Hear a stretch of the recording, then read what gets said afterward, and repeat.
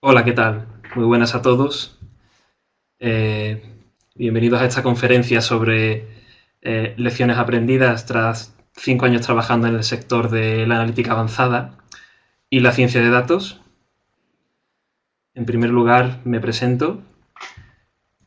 Yo me llamo David Cañones y soy profesor aquí en CUP del máster de Big Data y Analítica.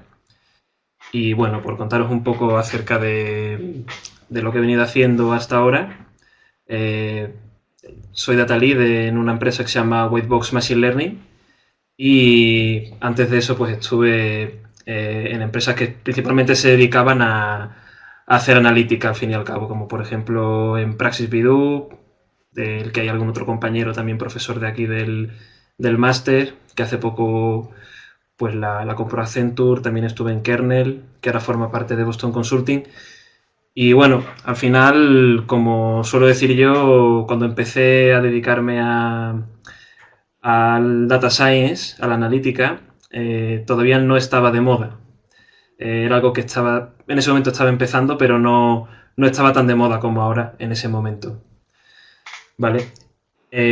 Voy a subir un momento arriba para enseñaros así brevemente de qué vamos a hablar hoy.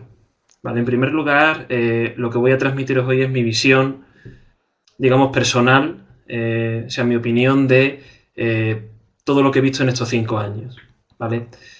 La primera parte es un análisis general de la situación, o sea, de dónde están ahora las empresas, qué es lo que están haciendo. A partir de ahí vamos a pasar a ver qué diferencias hay en la aplicación de analítica avanzada en empresas que son startups y en empresas que son grandes multinacionales, ¿vale? Porque el enfoque es totalmente diferente en un caso y en el otro. Yo he tenido la suerte de estar trabajando con los dos tipos de empresas. Y después voy a pasar a una parte donde voy a ir hablando de principales problemas con los que me encuentro en mi día a día, ¿no? Y problemas, digamos, que de forma recurrente he ido observando en las diferentes empresas en las que he estado trabajando y con las que he tenido la ocasión de poder colaborar. A partir de ahí vamos a pasar a hablar del departamento de Data Science, de analítica. ¿Vale? Aquí veis que pongo Data Science, Artificial Intelligence, analítica avanzada. Voy a estar usando estos términos, digamos, como sinónimos.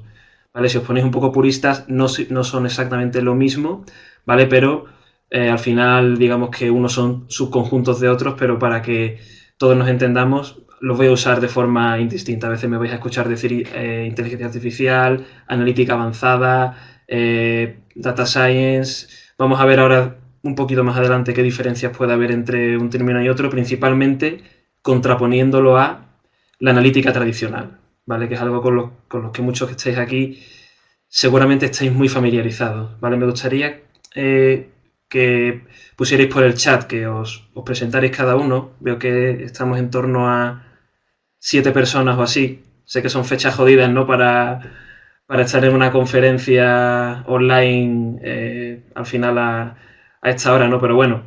eh, y también me gustaría que pusierais un poco qué tipo de perfil tenéis, ¿vale? Esta conferencia, digamos que está orientada un poco para todos los públicos, para gente que está empezando, pero también está muy orientada a gente que lleva ya tiempo trabajando o incluso liderando problemas de analítica, proyectos de analítica en las empresas, ¿vale? En la última parte, cuando ya acabamos de hablar de lo que viene siendo pues, el equipo de Data Science en una empresa, cómo debería conformarse de forma óptima, voy a pasar a hablar de soluciones, o sea, de cómo evitar todas estas cosas que no se deben hacer, o sea, estos errores que veo en muchas empresas con las que trabajo, cómo evitarlos y cómo hacer las cosas bien desde el principio. ¿Vale?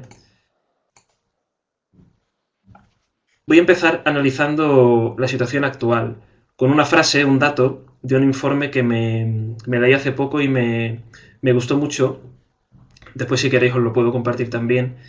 Es un informe que aparece en la revista de Harvard Business Review.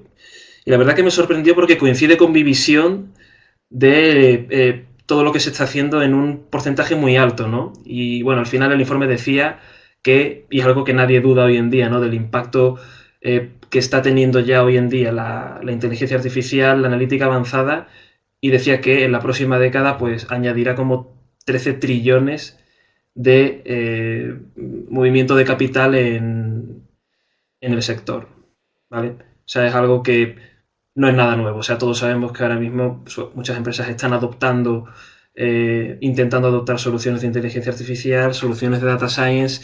Es un sector que está muy de moda. Todo el mundo lo está intentando, pero el éxito en la adopción es radicalmente dispar. O sea, vamos a ver ahora después cómo hay algunos éxitos que son muy sonados, pero también hay muchísimos fracasos.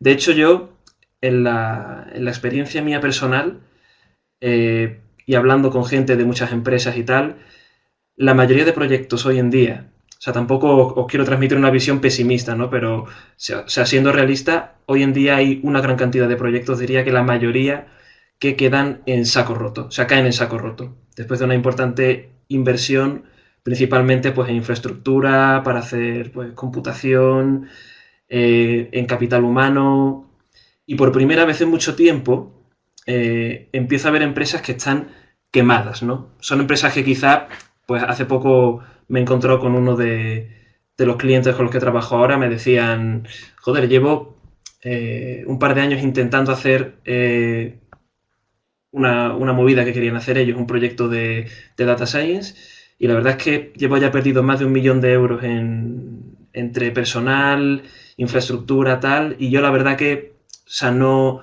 acabo de creerme esta explosión del data science. O sea, empiezan a aparecer empresas que están quemadas, ¿no? Que al final lo han intentado de muchas formas, lo han intentado intentando montar equipos internos, no le ha funcionado. Han intentado también montar, o sea, contratar gente de fuera, eh, grandes consultoras y tal, tampoco le ha dado resultado. Lo han intentado también con la universidad, colaborando con departamentos, etcétera, y tampoco le ha dado resultado.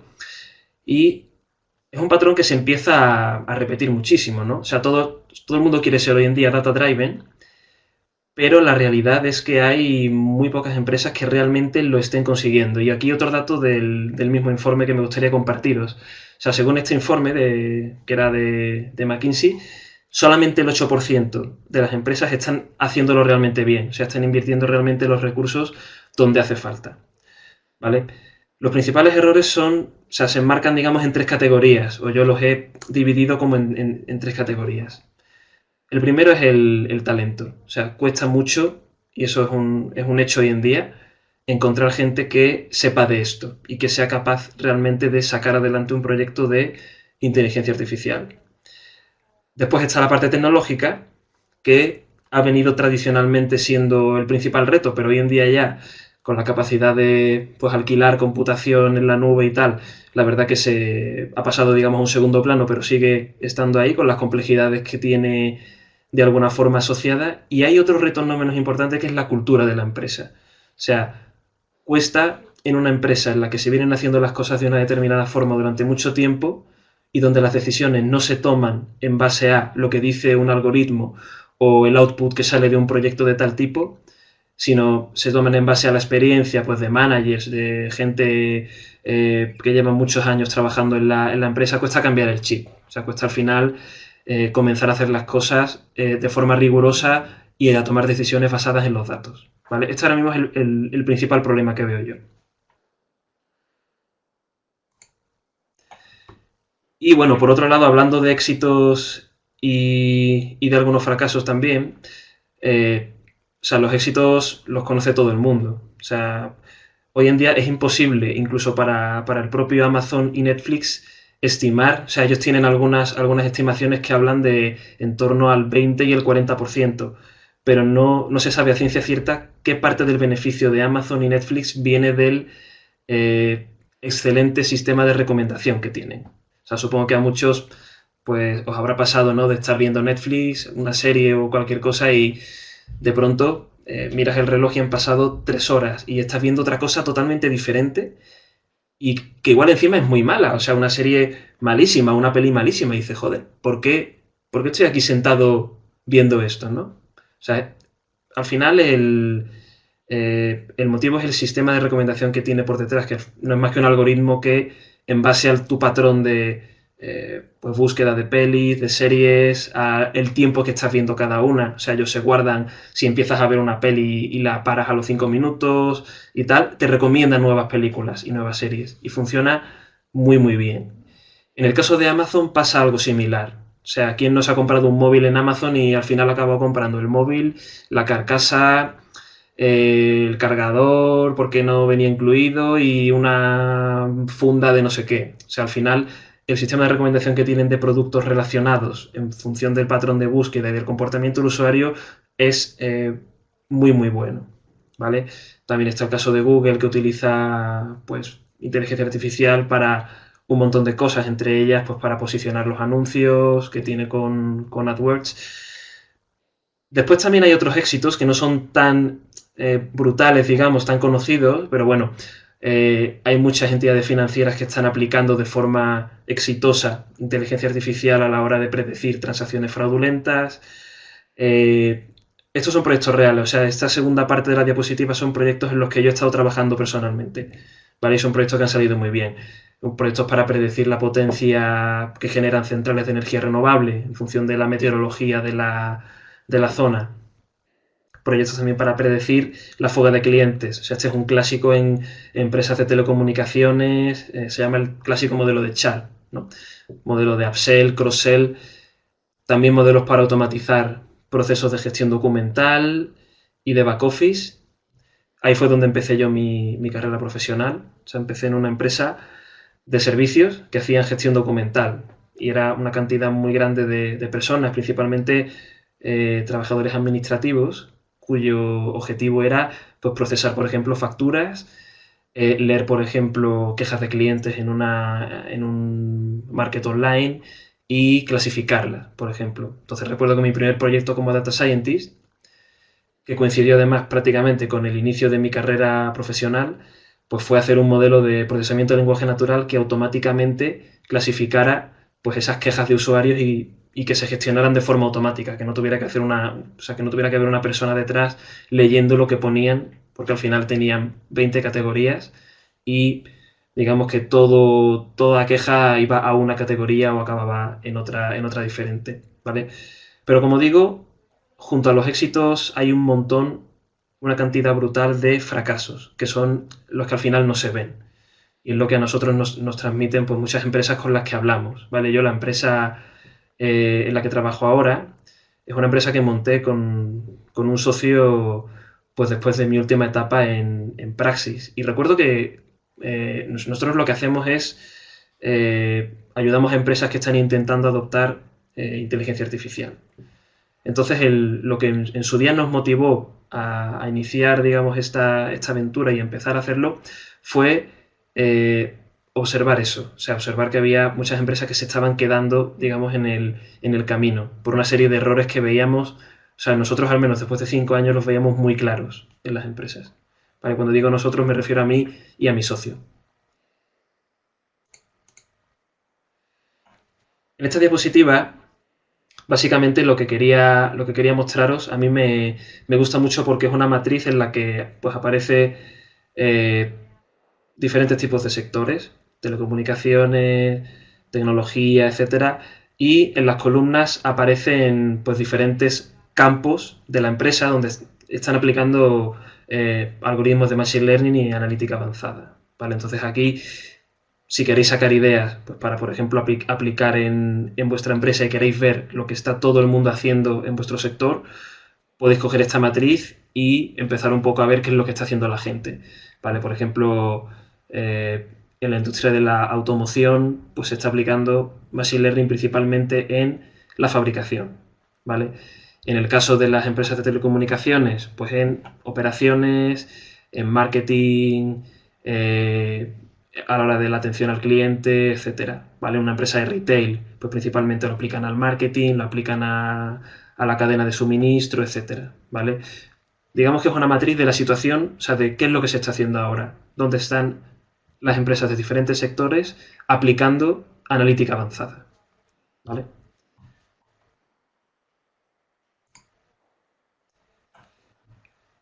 La diferencia principal. Esta es una de las diferencias más grandes que vengo observando recientemente entre startups y entre grandes empresas, ¿vale? Quizá os llame la atención o sea un poco contraintuitivo este primer punto que he puesto aquí en la diapositiva. Pero tenedlo muy en cuenta aquellos que vayáis a entrar, por ejemplo, a trabajar en una startup o que estéis pensando colaborar con una startup. Las necesidades que tiene una startup de analítica avanzada en general son mucho menores que la de una gran empresa. Y muchos al final estaréis pensando, ¿y eso por qué? Si una startup normalmente es algo muy tecnológico en general, o sea, suelen ser empresas pues que nacen ya tecnológicas, que ya nacen digitales, ¿no? Que cómo que no utilizan desde el primer momento, por qué no necesitan un montón de algoritmos y automatizar un montón de historias. Eh, Os voy a comentar ahora el por qué esto no es así. O sea, realmente una startup en general suele necesitar más analítica tradicional. Hay un caso, digamos, una excepción, y es que la startup esté relacionada, o sea, su principal actividad esté relacionada con algo de analítica avanzada. O sea, un ejemplo clásico, si yo monto una startup para dar una segunda opinión médica en base a una red neuronal que automáticamente, en función de imágenes médicas, de un diagnóstico, el core de mi startup sería, al final, el propio algoritmo. Entonces ahí lo normal es que la analítica avanzada sea algo core de la empresa, incluso que el CEO, o lo normal incluso es que el CEO fuera un data scientist, al menos de formación y de experiencia laboral, y que hubiera un montón de gente trabajando en el algoritmo, etcétera. Pero en general, salvo que ese sea el caso, una startup está de alguna forma ubicándose. O sea, nosotros las startups con las que trabajamos van súper rápido, todo el día cambian el enfoque, van pivotando con la idea y nos vienen muy perdidas en cuanto a los datos que tienen. Igual tienen datos que son pues muy sucios, no saben cuáles son sus clientes, igual vienen y nos dicen, joder, tengo 5.000 clientes, pero no soy capaz de trazarlos, no sé qué es lo que están haciendo. Necesito ver cuándo se registran más, si se registran más el fin de semana, si se registran más por la mañana, por la tarde. Eso es, de alguna forma, analítica tradicional, ¿vale? No sé si me explico bien en ese sentido, pero no necesitan todavía predecir cuánto le voy a vender a un cliente o predecir, digamos, de alguna forma el comportamiento que va a tener un cliente en el futuro. Digamos que todavía están entendiendo un poco qué está pasando. O sea, quieren saber quiénes son sus clientes, quieren saber cómo se comportan.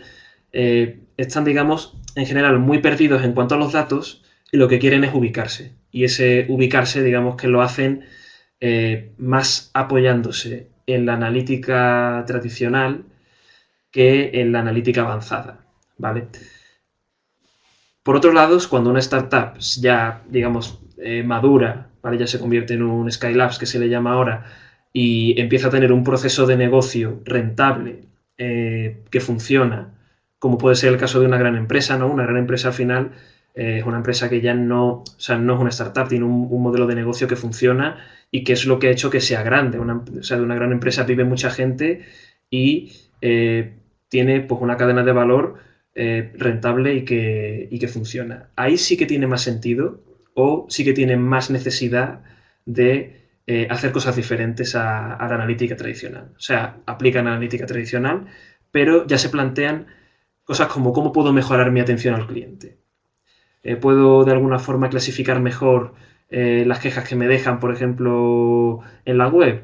Puedo hacer un chatbot que automáticamente y encima que lo haga bien, interaccione con ellos en la web, de forma que le resuelva al momento pues alguna incidencia que tengan. No sé, por ejemplo, una empresa energética, puedo predecir con exactitud qué potencia van a estar generando mis centrales dentro de una semana para poder ir a la subasta de energía eléctrica con más solvencia y sacar un mayor margen. O sea, digamos que ya le están dando una segunda vuelta de tuerca a una actividad que ya le funcionaba, ¿vale? Ahí hay una diferencia principal entre una startup y una empresa grande, una empresa ya establecida. Por otro lado, algo que vengo también observando es que, como es de sentido común, una empresa grande tiene muchos más medios económicos para poder acometer una transformación digital o un proyecto de inteligencia artificial. Y eso se nota principalmente a la hora de infraestructura, de poder contratar pues, un servicio en la nube para hacer pues, cálculos muy pesados, AWS, Azure, o sea, una factura a lo mejor de 10.000, 20.000 euros para una empresa grande de Azure o de AWS es algo prácticamente insignificante. En cambio, para una startup, pues al final es mucho dinero. Entonces, la startup ahí siempre va a intentar, de alguna forma, optimizar al máximo los recursos que tiene, que son pocos. Principalmente porque muchas veces no tienen un modelo rentable, pierden dinero mes a mes, dependen de inversiones externas, mientras arranca todo el tema. En una empresa grande no tiene ningún problema en hacer un gasto en una consultoría especializada, en servidores, lo que haga falta. Pero tienen un gran problema. Y esto es algo que vengo también observando de forma repetitiva. Una empresa grande, por el mero hecho de ser grande, tiene una burocracia importante asociada. Entonces ahí la transformación digital y el factor cultural empieza a, de alguna forma, neutralizar esa ventaja que tienen por tener básicamente más recursos económicos. ¿Vale? Entonces, digamos que se ven paralizadas por la burocracia, de una forma o de otra. ¿Vale? Entonces, también últimamente otra cosa que observo es que tienen más problemas las empresas grandes para atraer talento. Quizá esto viene un poco ya asociado con la idea, ¿no? De pues que hay muchos jóvenes que prefieren o que les atrae trabajar en una startup por la mentalidad de la empresa, porque no sé, es algo como más fresco, la cultura corporativa es diferente y de alguna forma asocian a trabajar en una empresa grande, en un banco, en empresas de cierto tamaño con un trabajo, digamos, más gris y menos interesante, ¿vale? O sea, digamos que tienen miedo de convertirse en una especie de engranaje dentro de una gran máquina en vez de, o sea, digamos, progresar más rápido y hacer cosas pues más, de forma más dinámica, ¿vale? Y eso en este sector es un gran problema. O sea, después volveremos sobre el tema del talento, pero por poner un dato, y esto es un dato real, en una empresa en la que trabajaba anteriormente, recuerdo hablar con mi jefe y decía, o sea, era una empresa de consultoría, o sea, nosotros hacíamos consultoría, pues íbamos a diversas empresas y les apoyábamos y desarrollábamos proyectos de analítica avanzada.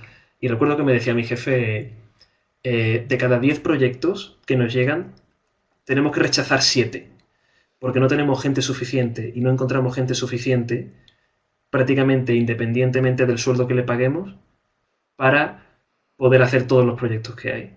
¿Vale? O sea, fijaros un poco cuál es la escasez que hay de gente que entienda de analítica avanzada, de inteligencia artificial y de machine learning con soltura. ¿Vale? O sea, es un cuello de botella muy grande ahora mismo. Otro problema muy importante es la diferencia que hay entre analítica avanzada y entre analítica tradicional. ¿Vale? Eh, hay muchas veces que le pregunto a alguien, algún alto ejecutivo, algún CTO de alguna empresa con la que trabajamos, le pregunto, oye, ¿sabrías decirme cuál es la diferencia entre la analítica avanzada y la analítica tradicional? Y muchas veces no saben darte una respuesta convincente, o sea, ni siquiera a veces se lo han planteado, ¿vale? Incluso hay gente, o sea, directivos de departamentos de analítica, que no tienen muy clara la diferencia, ¿vale? La principal diferencia, si tuviera que elegir una, o sea, al final hay más. Yo aquí os he puesto un gráfico donde, pues viene de usar un gráfico de conjuntos donde aparece lo que se diferencia y lo que tienen en común, ¿no? Que al final es la parte más de gestión de datos, de visualización de datos y tal. Pero la principal diferencia es que la analítica tradicional se centra en el pasado y la analítica avanzada se centra en el futuro, ¿vale? La analítica tradicional se centra en el pasado, o sea, tiene sentido, ¿no? Al final se basa en pues, crear, por ejemplo, dashboards que nos den, por ejemplo, un histórico de las ventas de nuestra empresa, un histórico de cuántos usuarios se han registrado. O sea, son eventos que ya han pasado. O sea, es una forma, digamos, de comprender lo que ha pasado en la empresa. En cambio, la analítica avanzada mira más hacia el futuro. O sea, quiero un algoritmo que para cada cliente que tengo me dé su probabilidad de fuga en el futuro. O sea, se ve clara la diferencia, ¿no? O sea, al final yo siempre tengo una regla, digamos, para diferenciar lo que es analítica avanzada y lo que es analítica tradicional. O sea, si no hay un modelo de Machine Learning de por medio, yo no lo consideraría analítica avanzada. O sea, analítica avanzada al final tienes que intentar de alguna forma predecir algo. Tienes que intentar dar un resultado que sea útil para el futuro, no tanto entender el pasado. Y aquí una excepción sería quizá algunos tipos de algoritmos de segmentación, ¿vale? De algoritmos de segmentación de tipo no supervisado que intentan pues, encontrar pues, ciertos clústeres y tal entre, o sea, por ejemplo, de clientes en función de su comportamiento, en función de variables sociodemográficas, etcétera. ¿Vale? Sería un poco la excepción. Pero realmente, digamos, el paradigma de la analítica avanzada pues, es predecir algo útil para el futuro de la empresa. ¿Vale? Hay un problema principal que vengo observando y es que hay muchas veces, quizá por lo acelerado del sector, en el que o sea, hay muchas veces en las que se pone a la cabeza de un departamento de analítica avanzada a una persona que viene del mundo de la analítica tradicional. O sea, un ejecutivo que tiene pues, digamos, mucha experiencia haciendo BI, haciendo Business Intelligence, haciendo dashboards, haciendo ese tipo de analítica.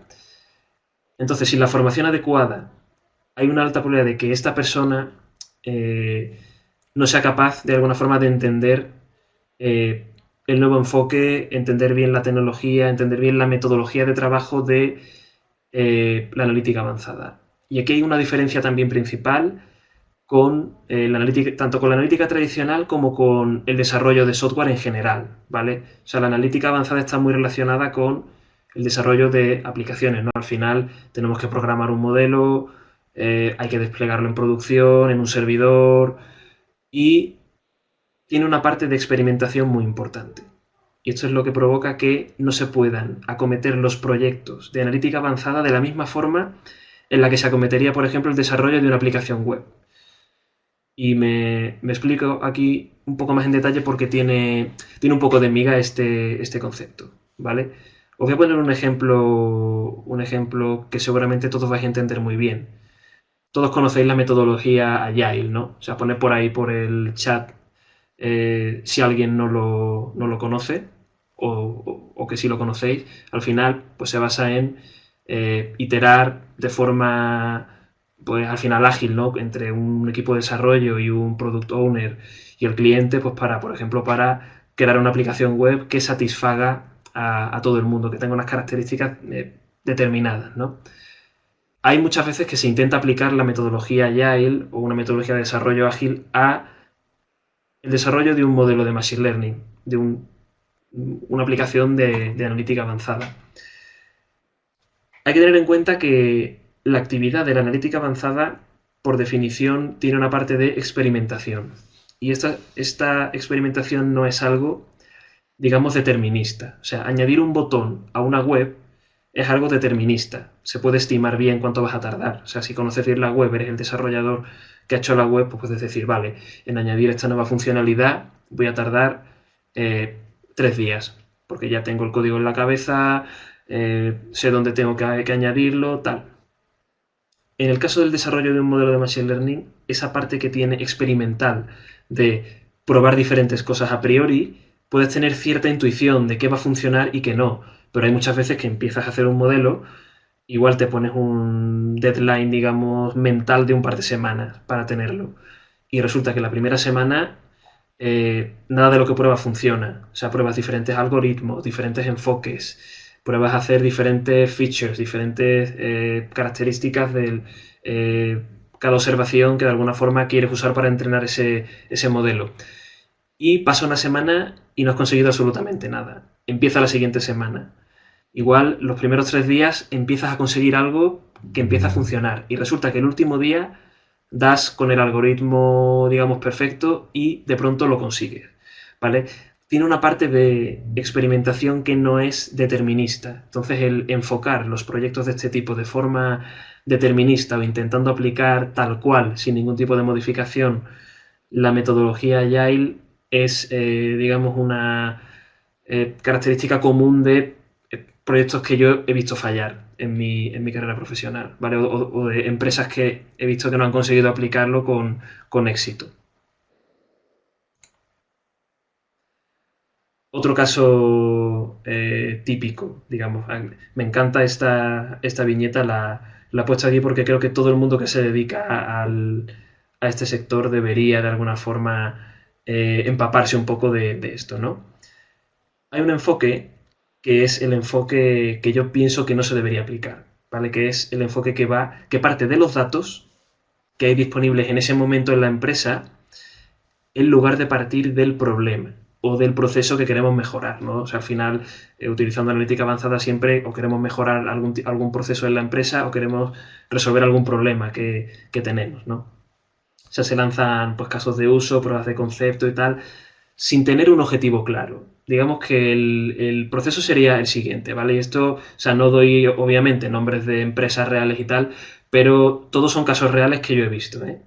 Una empresa, por ejemplo, de retail, con mogollón de datos, o sea, una cantidad brutal. Al final, ellos querían hacer modelos, ¿no? Y recuerdo que llegaban y, en este caso eran otros compañeros míos en la empresa los que estaban trabajando con ellos y llegaban y le decían, queremos hacer un modelo de esto, un modelo de lo otro de aquello, tal, queremos, venga, 100 modelos, vamos a hacer modelos y modelos y más modelos. Pero ninguno de esos modelos realmente resolvían ningún problema que ellos tuvieran, ni aportaban mucho a su principal actividad. O sea, digamos que ellos se habían limitado a mirar los datos y decir, vale, eh, ¿qué datos tenemos? Tengo estos datos, estos otros y estos otros. ¿Qué puedo hacer con estos datos? Pues venga, hacemos un modelo de tal y hacemos un modelo de cual. Ese es el enfoque que no hay que seguir. Hay que hacer el enfoque al revés. Hay que ir primero al problema, en plan, soy una empresa de retail, donde gasto más dinero en, no sé, cadena de suministro, en atención al cliente, en marketing, tal. Y una vez ahí, empezar a, de alguna forma, iterar y ver, para empezar, si contamos con los datos necesarios para lo que queremos hacer, ¿vale? Y una vez sé si cuento con esos datos o no, o bien ya lanzó el proyecto, o si no, también es una posibilidad interesante, lanzo un proyecto pues simplemente para recolectar esos datos que necesito para hacer lo que quiero hacer, ¿vale? O sea, a lo largo de mi carrera profesional he visto muy pocos proyectos de captura de datos al final, cuando son proyectos al final muy necesarios, ¿vale? O sea, la gente se centra sobre todo en tengo tales datos, a ver qué puedo hacer con ellos. Y hace pues lo que puede, ¿no? Si con esto puedo hacer tal cosa, pues venga, me conformo con eso, en vez de ir realmente a lo que realmente importa. Fijaros aquí en la viñeta, ¿no? Dice, bueno, tenemos unos datos increíbles, tal, que además los hemos limpiado y estamos corriendo tales análisis sofisticados en ellos. Tal, y dice, guau, qué guay y tal. Bueno, ¿y por qué lo hacéis? Y dice, no lo sé, pero imagínate las posibilidades. Tienen que ser, al final, eso tiene que ser valioso. O sea, no tiene por qué. Hay muchos datos que simplemente carecen de valor. También es una habilidad saber distinguir qué datos son realmente valiosos de los que no. ¿Vale? Seguimos viendo un poco principales problemas. O sea, quizás estoy transmitiendo una visión un poco pesimista, ¿no? Pero al final la conferencia va de eso, va de que todos los que estéis aquí al final intentéis no cometer estos errores o de alguna forma podáis sentiros identificados con cosas que estén pasando en vuestras actuales compañías, ¿no? O sea, yo al final muchas veces hablo con la gente y le cuento esto y dice, hostia, es cierto, mira que en mi empresa tal pasó tal cosa y cuadra totalmente con lo que nos comentabas, ¿vale? Otro problema importante, el tema del talento, ¿vale? Ahora mismo es cierto que hay una competencia brutal por el talento, digamos, analítico. Entonces, hay muy poco disponible y las empresas de alguna forma o bien intentan formar internamente a los trabajadores que ya tienen y es algo que yo apoyo al 100% y creo que es algo muy, muy bueno, pero que no da frutos de un día para otro. O sea, al final el formarse en analítica avanzada y en tener suficiente experiencia, digamos, para liderar proyectos de analítica avanzada, lleva bastante tiempo. O sea, para, digamos, para empezar con un perfil junior, hacer cosas en la empresa y empezar a aportar valor no lleva tanto, pero para liderar realmente ya tienes que saber muy bien lo que estás haciendo. ¿Vale? Entonces, o bien se recurre a formar internamente a los trabajadores, cosa que no da frutos en un par de días, sino que igual lleva un año o año y medio, un par de años, entre que el proceso se completa, o bien se reduce muchísimo el estándar en la contratación. ¿Vale? A mí me ha llegado a pasar o sea, cuando yo llegué hace ya, pues, en torno a 2 años y medio a Madrid. Recuerdo que tuve que pasar 4 entrevistas para empezar aquí a trabajar en la primera empresa en la que empecé en Madrid. Yo soy de Sevilla y estuve trabajando antes como Data Scientist en Sevilla, en la empresa donde empecé, digamos, mi carrera profesional. Y al final decía, joder, 4 entrevistas al final entre la personal, la prueba técnica número uno, la prueba técnica número dos, entrevista con el socio de la empresa, tal. A partir de ahí, conforme ha ido avanzando el tiempo, me voy dando cuenta de que hoy en día hay tanta urgencia a la hora de contratar data scientists, data engineers, data analysts, que no se hace ni siquiera prueba técnica en las entrevistas. O sea, es en plan, ¿sabes algo de data science? Sí, pues venga, contratado que tengo tal, tal, tal y tal cosa y empiezas mañana. ¿Vale? Ese es un poco el cambio en el enfoque. Yo pienso que ahí sí que es cierto que habría, o sea, creo que es interesante establecer ciertos estándares de contratación, alguna prueba técnica, digamos, no del tipo con 4 personas encima tuya mirándote mientras programas. O sea, eso me parece también un fallo, ¿no? Porque se desincentiva, digamos, a los perfiles más introvertidos, ¿no? Quizá a un programador, a un data scientist excelente, le pones 4 personas encima mientras tiene que hacer un caso de uso y igual la persona no sabe ni lo que era Python, ¿no? En cambio, si le das un caso práctico que se pueda llevar a casa, que pueda traerlo en un par de días y tal, pues algo interesante que incluso pueda aportar a la empresa y que permite de alguna forma filtrar a los candidatos, ¿no? Después también hay una gran confusión con el tipo de perfil que hay en el mundo de los datos. El tipo de perfil no es algo blanco o negro, pero se pueden englobar, en mi opinión, en 3 perfiles, digamos, principales. ¿Vale? Uno sería el Data Engineer, el Data Scientist y por último el Data Analyst. ¿Vale? No hay o sea, digamos, no hay, como digo, una línea clara que los separe a los tres. Hay habilidades que son comunes a los tres. Volveremos sobre ellos al final de la presentación, ¿vale? Para explicar un poco más en detalle en qué se especializa cada uno.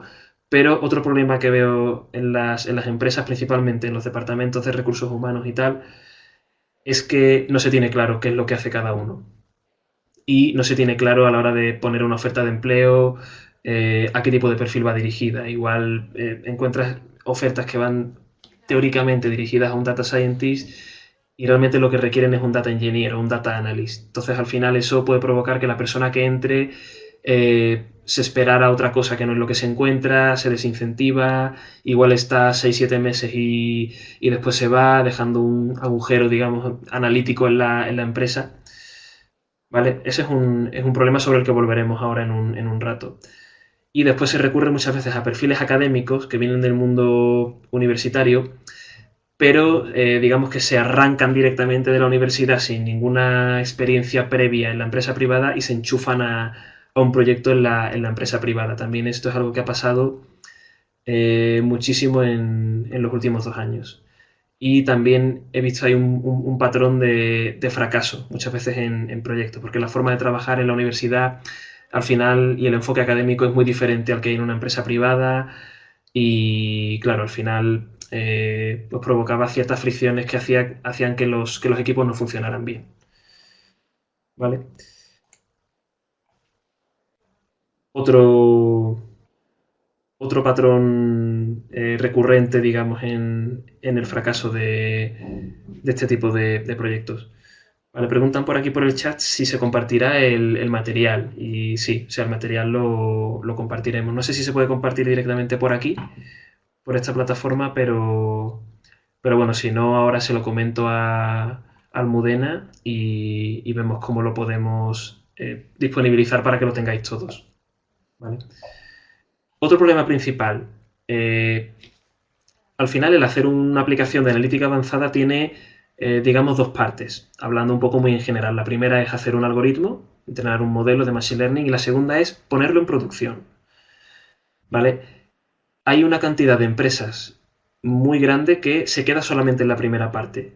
O sea, son capaces de entrenar modelos, incluso modelos que funcionan muy bien, pero después no son capaces de, o sea, no saben qué hacer con el modelo. ¿Vale? Hay, al final, se intenta dividir al equipo que está desarrollando el modelo, al equipo de Data Scientist, de alguna forma, o sea, del equipo que está encargado de poner en producción ese modelo, que suele ser un equipo de Data Engineers. O sea, son gente que igual no trabajan ni siquiera juntos, uno está en la otra punta de la empresa, al equipo de Data Engineers le llega de pronto un archivo que es un modelo serializado, un archivo binario, y le dicen, oye, tienes que poner esto en producción. Y claro, después no saben cómo hacerlo, necesitan... Este me parece un fallo principal, el aislar por completo al equipo de Data Science y al equipo de Data Engineering en la empresa. Yo soy partidario siempre, y siempre que hablo con algún cliente se lo intento transmitir, y en equipos que lideramos nosotros siempre intentamos que sean lo más multidisciplinares posible. O sea, el científico de datos tiene que saber de poner en producción modelos y el ingeniero de datos tiene que saber de modelización y de cómo se hace un modelo. O sea, cada uno focalizará su conocimiento en el área que le toca, pero lo ideal es que trabajen de forma conjunta y todos estén implicados en todas las etapas del proyecto. ¿Vale? Esto es súper importante. Quizás es el patrón de fallo más importante de todos los que he dicho hasta ahora. ¿Vale? Cuando hablas de squad, ¿se considera agilidad en el proceso? Esta pregunta no la entiendo. O sea, está relacionada ¿con qué parte? O sea, al final el squad. eh, el squad, digamos, es una. No me refiero a él. O sea, tanto desde el punto de vista de desarrollo ágil, sino de un equipo pequeño que se encarga de poner un proyecto en producción, digamos. O sea, desde lo que es la concepción del algoritmo hasta la producción, ¿vale? A eso me refiero con el squad. Después hay una diapositiva también donde vamos a hablar sobre el departamento, o sea, cómo organizar el departamento, ¿vale? O sea, digamos que todos los squads pertenecerán a un mismo departamento de analítica o ciencia de datos y tal, ¿vale? O sea, pensaba que te referías a cuando hablaba antes del desarrollo ágil y tal, ¿vale? O sea, entiendo que te refieres justo aquí a la diapositiva donde estamos ahora. Vale, o sea, de aquí entiendo que queda claro el concepto, intentar hacer, o sea, la gente que se encarga de llevar un proyecto desde el principio al final, que trabajen juntos y cada uno en todas las partes del proyecto, ¿vale? Quizá también aquí en esta presentación, en esta diapositiva concreta, un poco como chascarrillo, ¿no? O sea, nos llegan muchas empresas que dicen, tengo aquí un pickle de Python o un Jupyter que ha hecho mi equipo de Data Science, ¿qué hago ahora con esto? O sea, porque sí, tengo un modelo y tal, pero no sé qué hacer con él. ¿Cómo lo integro en el resto de la cadena de valor de la empresa? ¿Vale? Esa es otra habilidad, la habilidad de conocer herramientas de despliegue en producción de modelos, que es de las más demandadas ahora mismo en el sector, porque todas las empresas están ahí justo en el punto de tengo modelos, pero no puedo ponerlos en producción. ¿Vale? Hay una metodología, una serie de herramientas que se salen un poco del scope de esta presentación, pero que también sería interesante de alguna forma conocerlas. ¿Vale? Os lo comento por si queréis profundizar después en algún campo concreto, que sepáis que la puesta en producción de modelos analíticos es como la nueva frontera, digamos, de la analítica en la empresa. Otro problema muy importante. Este lo podríamos resumir como la reinvención de la rueda. junto con la sobreinversión en infraestructura. ¿Vale? No, o sea, no es una buena idea empezar comprando un clúster Big Data, pues algunos que nos hemos encontrado yo y mi socio Pedro, eh, empresas que sin tener nada hecho de analítica y justo recién arrancando el departamento hacen una inversión en un clúster igual de 25-30 nodos, cada nodo pues 64 núcleos, un Xeon y 512 GB de RAM. O sea, cada nodo. O sea, imaginaros por 25. Igual, en total, pues no sé cuánto se habrían gastado en el clúster, pero no sería descabellado, pues igual que medio millón de euros, estimándolo así un poco al aire, ¿no? Eh, yo creo que eso también es un fallo, porque a priori no sabes cuánta computación vas a necesitar. Merece más la pena al principio centrarse en otro tipo de cosas que en comprar o en invertir en una infraestructura brutalmente grande. ¿Vale? Otro fallo, la reinvención de la rueda. O sea, hay muchas veces que, sobre todo empresas muy grandes, eh, digamos que empiezan pensando que necesitan, por ejemplo, una librería que sea un clásico para entrenar algoritmos de Machine Learning, Scikit-learn, por ejemplo. Dicen, vale, a mí no me vale Scikit-learn. Yo necesito mi propia librería de algoritmos para entrenar redes neuronales, por ejemplo. Y empiezan, pues o sea, imaginaros que empiezan a picarse su propio TensorFlow desde cero, porque han decidido que no les vale el TensorFlow que utiliza todo el mundo. Aquí hay que tener muy claro, eh, todo lo que sea salirse del estándar es, en mi opinión, es un fallo, ¿vale? Muy raro tiene que ser el caso de uso concreto de la empresa para necesitar picarse desde cero librerías que son open source, que están desarrolladas por miles de personas, que están probadas y que al final es lo que está usando todo el mundo. O sea, nadie necesita su propio TensorFlow, su propio... Y esto lo he visto un montón de veces en empresas. Empiezan sin tener todavía ningún caso de éxito, ninguna victoria rápida, ¿no? Digamos de alguna forma, que le permita coger tracción, empiezan a reescribir librerías y a reescribir plataformas muy complejas y enormes antes siquiera de tener nada. O sea, yo quizá haría eso cuando ya tenga pues, montones de algoritmos en producción, cuando ya, digamos, tenga una cultura de la analítica avanzada muy establecida en la empresa. Entonces ya si veo que necesito mi propio TensorFlow, pues, o sea, cosa que es muy rara. O sea, fijaros un poco lo que estoy diciendo, ¿no? Pues entonces ya me plantearía de alguna forma invertir en picarme mi propia librería o mi propio algoritmo. ¿Vale? Este es un fallo también muy recurrente.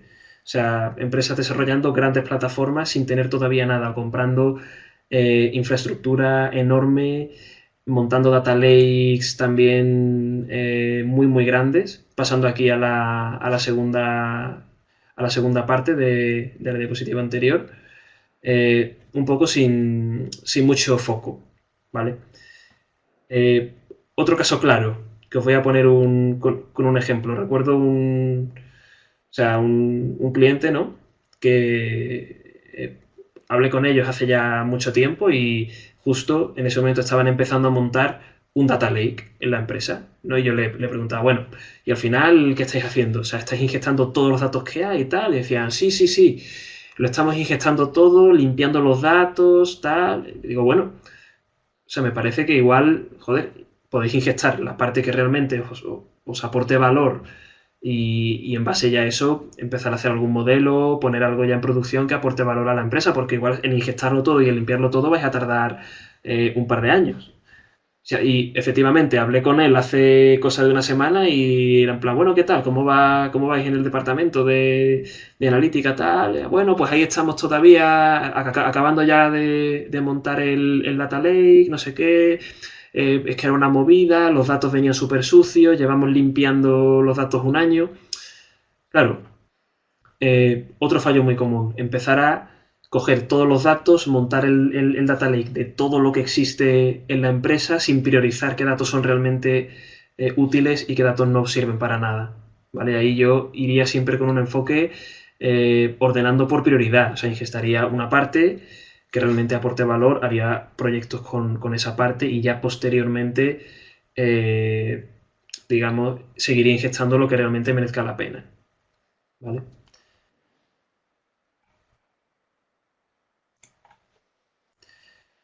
Pasamos al departamento de Data Science. O sea, ya digamos que he acabado de enumerar pues, todos los problemas, que no son pocos, que he venido observando en 5 años trabajando como Data Scientist.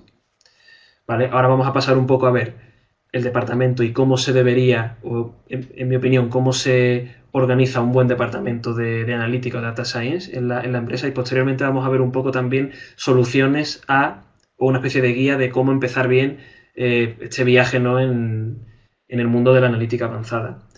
Eh, los tres perfiles principales que os vais a encontrar, que como digo, no es algo que esté escrito en bronce, son los siguientes, ¿vale? El perfil de Data Engineer es un perfil, digamos, que se parece más al del programador tradicional. O sea, es un perfil que normalmente es muy técnico. O sea, es el más técnico de los tres perfiles que aparecen aquí. O sea, es un perfil que eh, se centra mucho en herramientas de Big Data, conoce Hadoop perfectamente, normalmente programa en Scala y en los diferentes primos que tiene Scala, como por ejemplo, o sea, perdón, en Java, y los primos de Java, como son Scala, igual Haskell, etcétera. O sea, son lenguajes basados en Java. Todo Hadoop se apoya en Java y en Scala. También saben algo de Python, obviamente, igual lo utilizan para gestionar pues, sistemas, ¿no? O sea, viene muy bien pues, para orquestar procesos y tal. Y se manejan muy bien en entornos Linux. Al final, tened en cuenta que todos los modelos, o sea, prácticamente todos los servidores que hay funcionando son máquinas Linux. Entonces, al final, para poner en producción un modelo, o sea, es muy importante estar familiarizado con Linux. Y este también es un fallo que vemos de forma recurrente en la gente que se contrata en las empresas. O sea, hay poco conocimiento de Linux. De ahí pasamos al Data Scientist, ¿vale? Que es un perfil que normalmente hoy en día ya la tendencia, digamos, es muy clara. Hace un par de años había todavía cierta duda de si R o Python se alzarían un poco con la corona del lenguaje estándar en Data Science. Hoy en día ya está totalmente claro que Python, o sea, digamos, de alguna forma ha ganado la batalla, ¿no? O sea, R se sigue utilizando todavía, yo lo he utilizado, o sea, cada vez lo uso menos, la verdad, porque la verdad que Python, la oferta que tiene de librerías y tal, supera ya ampliamente a la de R. Y aparte de eso, tiene que tener, pues, obviamente, conocimientos de modelización estadística, de modelización avanzada, machine learning, deep learning, conceptos muy claros de estadística, distribuciones, probabilidades, etcétera. ¿Vale? Sería como el perfil modelador, o sea, el que hace modelización. Y después hay otro perfil que es el Data Analyst, que es un perfil que está más relacionado con la analítica tradicional.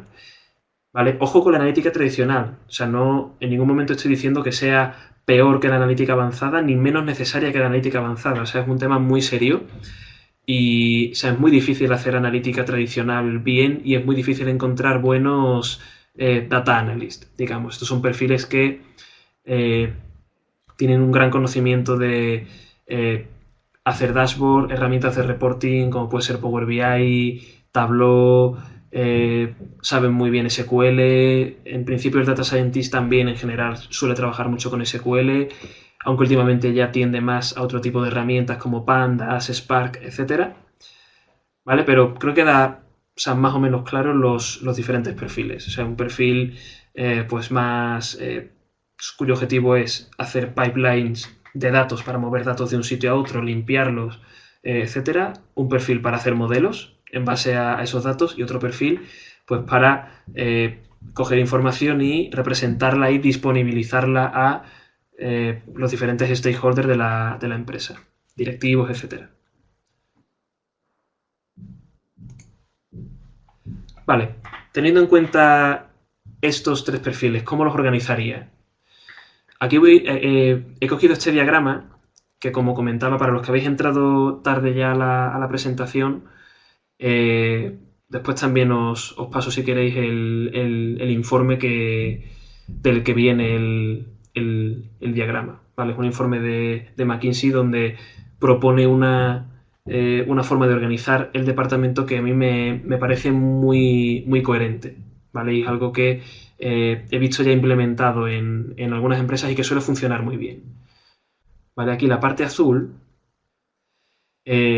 representa, digamos, como el núcleo del departamento de Data Science. ¿Vale? Al final os lo podéis imaginar de la siguiente forma. En la empresa habría un Chief Data Officer, que sería el jefe máximo de toda la estrategia a nivel de datos de la empresa, del que colgaría pues, un departamento de analítica. ¿Vale? Esta parte que llamamos el hub es algo, digamos, central. Se encarga de estrategia e implementación de inteligencia artificial a largo plazo en la empresa, gestión del talento, contratación de nuevos data scientists, etc.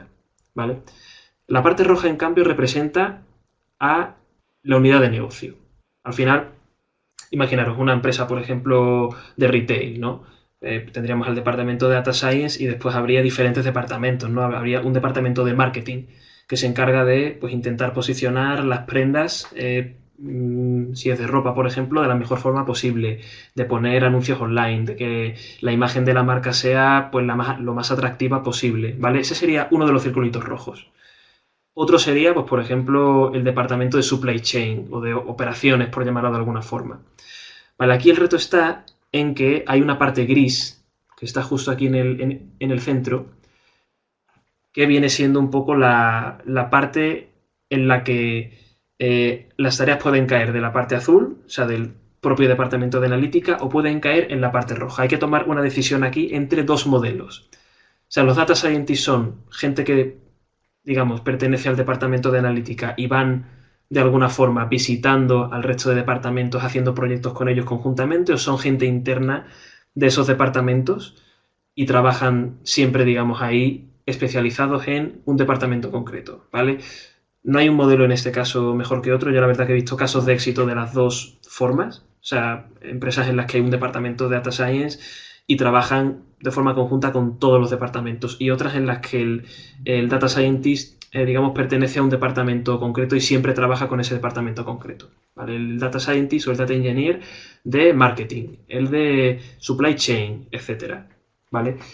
Estas son las dos formas de organizar. Hay un elemento aquí muy importante. Creo que me estoy ya metiendo en la hora, me quedan creo que como 4 diapositivas, igual me paso como 10 minutillos o así, espero que no os importe. Una figura importante que me parece algo fundamental y que no hay casi en ningún sitio, ¿vale? Se llaman los translators, que se llaman. Son, al final, personas que tienen un conocimiento del negocio, digamos que partirían en el diagrama este que vemos aquí de la parte roja, o sea, tienen un gran conocimiento del negocio y al mismo tiempo tienen conocimiento analítico.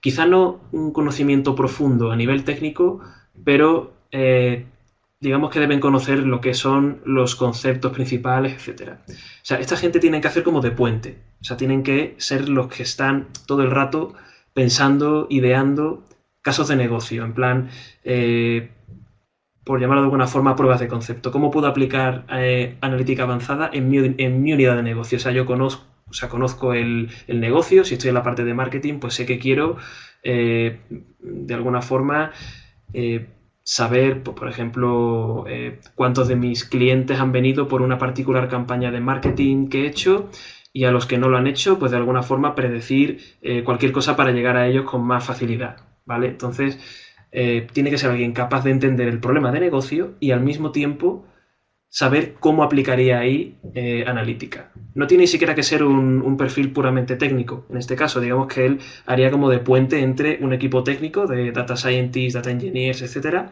y un equipo de negocio. Porque él entiende de los dos mundos, digamos, ¿vale? Esto en el informe que comento se le llama el translator, ¿vale? Esta es una figura que he hecho muy en falta en prácticamente todas las empresas. Y al menos debería haber uno por unidad de negocio, en mi opinión. Vale. Pasamos aquí ya a la última parte. ¿Cómo iniciaría con buen pie, digamos, la andadura, ¿no? por el mundo de la inteligencia artificial en una empresa. Para empezar, empezaría obviamente, con pruebas de concepto, proyectos piloto, pero teniendo mucho cuidado. Tienen que ser proyectos que sean lo suficientemente ambiciosos. No puede ser una tontería, porque si el proyecto al final no aporta nada a la empresa, no tiene ningún valor o es algo residual, la implicación del resto pues de todos los que están digamos, en el tema no va a ser lo suficientemente alta. ¿Vale? Esto también, como digo, lo hemos visto varias veces. O sea, empresas que dicen, venga, vamos a empezar a aplicar inteligencia artificial. Hacemos este proyectito de aquí, tal, que no sirve igual al final para mucho. Y al final eso es todo lo que hacen de inteligencia artificial. Y se queda ahí en un cajón, nadie lo llega a utilizar, nadie le llega a sacar valor. En cambio, empresas que sí he visto tener éxito y empezar ya a aplicar inteligencia artificial, pues son empresas donde quizá empezaban a ver cómo la competencia empezaba a comerle terreno. Veían cómo la competencia estaban ya sacando partido, digamos, de este tipo de tecnología. Sus márgenes se estaban reduciendo. Entonces, igual, cuando hemos empezado a trabajar con ellos, pues lo que nos transmitían era algo así como en plan, oye, que sepáis que este proyecto es crítico para la supervivencia de la empresa, o sea, necesitamos optimizar este proceso, necesitamos mejorar o resolver este problema aplicando inteligencia artificial, porque si no, de aquí a igual a 5 años, si nuestro margen se sigue recortando, pues no podremos sobrevivir como empresa, ¿vale? Al final en el término medio está la virtud, ¿no? Como decían los romanos. O sea, debe ser algo que sea, digamos, de alguna forma atacable por la empresa, pero que no sea una tontería. También tiene que ser viable técnicamente. O sea, mucho cuidado con idas de olla brutales que a veces nos encontramos por ahí, ¿no? O sea, como primer proyecto para una empresa que está empezando en el mundillo de la inteligencia artificial, no puede coger algo en plan, digamos, muy loco, ¿no? Una cosa que requiera un conocimiento digamos, muy profundo de una tecnología muy puntera, porque, o sea, digamos que no tiene mucho sentido. O sea, yo ya me metería ahí con algo más de bagaje previo y de recorrido como departamento de analítica, ¿vale? Eh, También aquí comento, o sea, recurrir a expertos externos, sobre todo en las primeras fases, ¿vale? A largo plazo es mejor construir un equipo interno de data science, pero al principio no hay ningún problema si se recurre pues, a una consultoría o a una empresa externa que realmente tenga el conocimiento para empezar liderando los primeros proyectos dentro de la empresa. Y también súper importante es, lo primero que se haga en la empresa de inteligencia artificial, tiene que haber alguna forma de medirlo objetivamente. O sea, tiene que haber una métrica concreta y medible que permita de alguna forma decir, vale, el algoritmo lo hace mejor que como se venía haciendo hasta ahora. ¿Vale?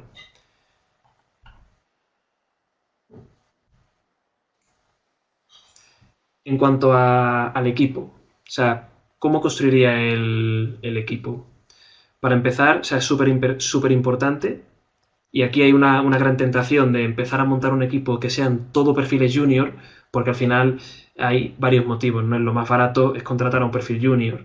Lo más abundante, digamos, ahora mismo en el mercado son perfiles junior. O sea, es un campo, en mi opinión, tan novedoso respecto a lo que había antes que las tecnologías que se están utilizando tienen igual 3, 4, 5 años como mucho de edad, ¿no? O sea, hay alguna oferta por ahí de empleo, recuerdo hace ya años, ¿no? Que decían, necesitamos ingeniero con Spark con experiencia de 15 años, ¿no? Y recuerdo que nos reíamos mucho en la empresa porque era en plan, joder, pero si Spark salió en 2013, no recuerdo de memoria la fecha, ¿no? O sea, es imposible que haya alguien que tenga tanta experiencia, ¿vale? Entonces ahí sí que es importante, aunque sea un perfil senior de referencia técnica, que realmente sepa muy bien y que tenga ya varios casos de éxito a sus espaldas para liderar al resto del equipo. Para el resto del equipo pues pueden ser perfiles más junior, que se vayan formando con la tutorización, digamos, de este perfil, que realmente controle la parte técnica al 100%.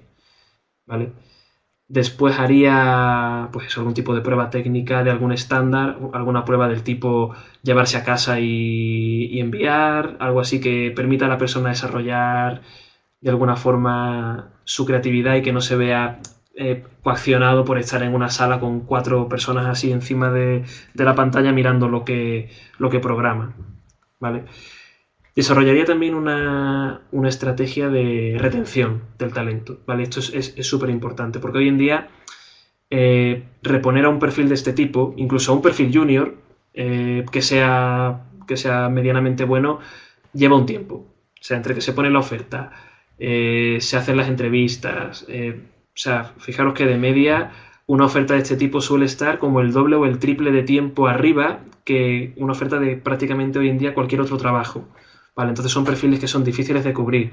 Y cuando la gente se va, dejan un agujero que muchas veces es difícil de tapar. ¿Vale? Entonces, por todos los medios intentaría pues que la gente estuviera contenta al final. Que la gente. Y no, o sea, no hablo ya solo del tema del salario.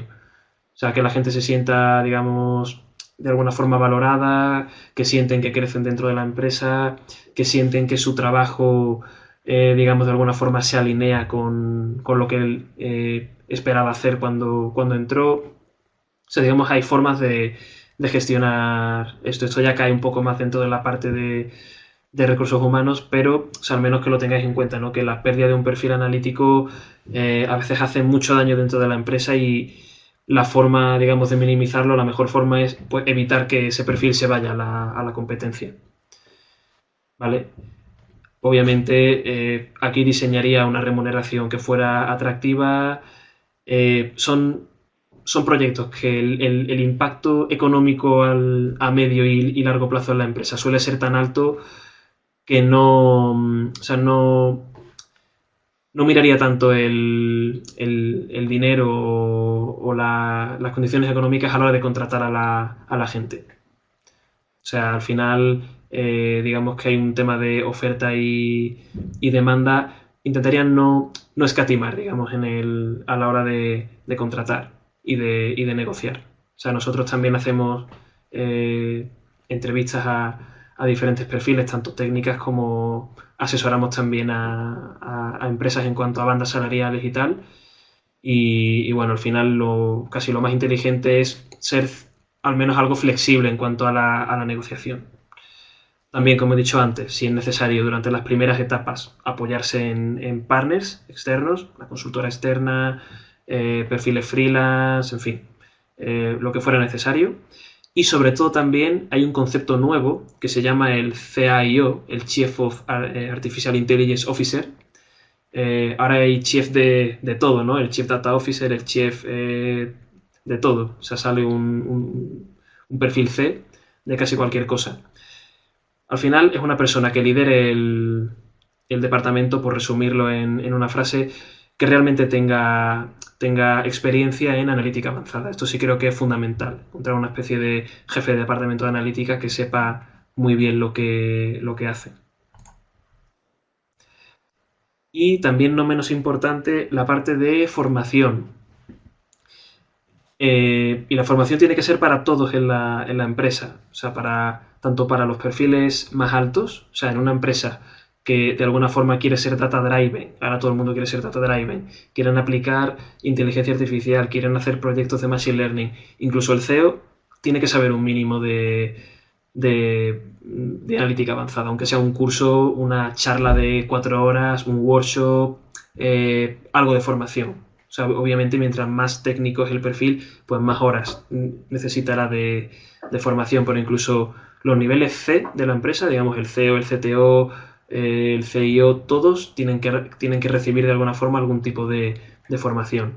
Responsables de áreas, jefes de departamentos y tal, que seguramente van a tener bajo su paraguas, digamos, proyectos ya directamente ellos gestionándolos, o al menos siendo los máximos responsables, proyectos de analítica, necesitarían una formación ya quizá un poco más, no tan ejecutiva como la de los C, ¿no? Sino algún quizá 12 horas, entrando ya más en detalle.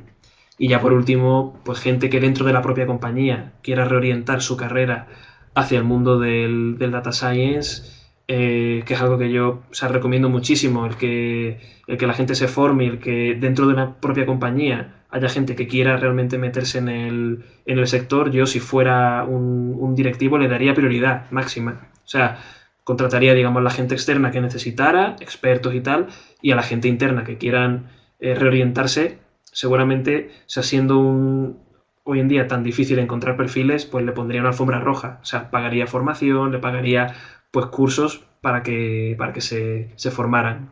¿Vale? Al final un curso pues ya bastante más técnico. Y nada, ya por último, para terminar, también es muy interesante desarrollar una estrategia que fuera a medio y largo plazo. Al final, aquí os pongo un gráfico que me gusta mucho también, ¿no? Es el círculo virtuoso de la inteligencia artificial. Como ya sabéis, los algoritmos, por regla general, hay algunas excepciones, ¿no? Pero mientras más datos tienen, mejor funcionan. ¿Vale? Entonces aquí lo que se propone es utilizar la inteligencia artificial, mejorar los procesos, conseguir todavía más datos, más usuarios, con esos datos nuevos, mejorar todavía más los algoritmos y así hacer una especie de círculo virtuoso que se va de alguna forma realimentando. ¿Vale? Lo llaman el círculo virtuoso de la inteligencia artificial.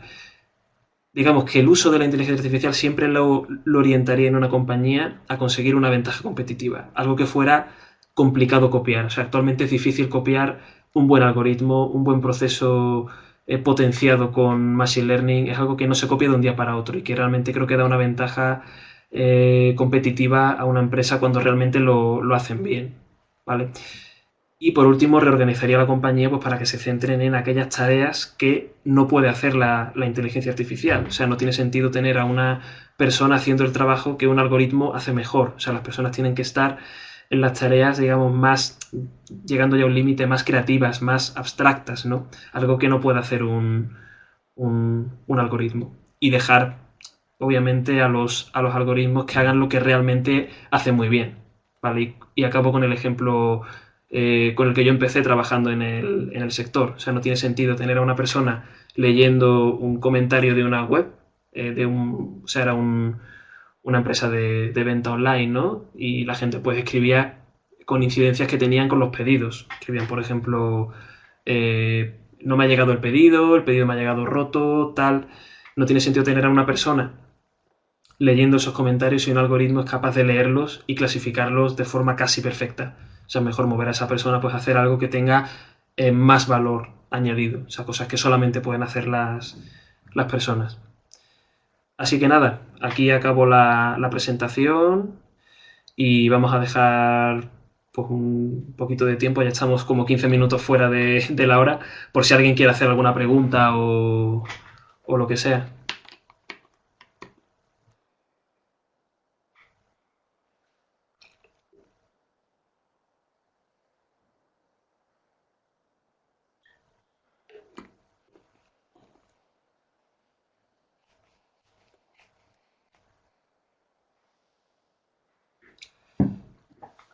Sí, la charla va a estar toda grabada.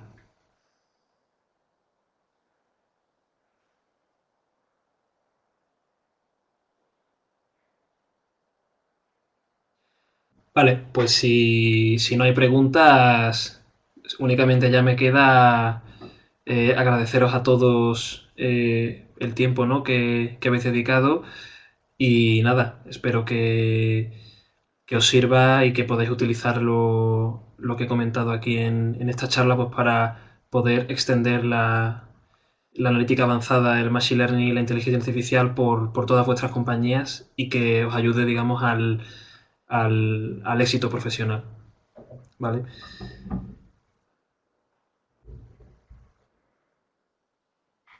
Vale, pues muchas gracias y también eh, que paséis una feliz Navidad ya con las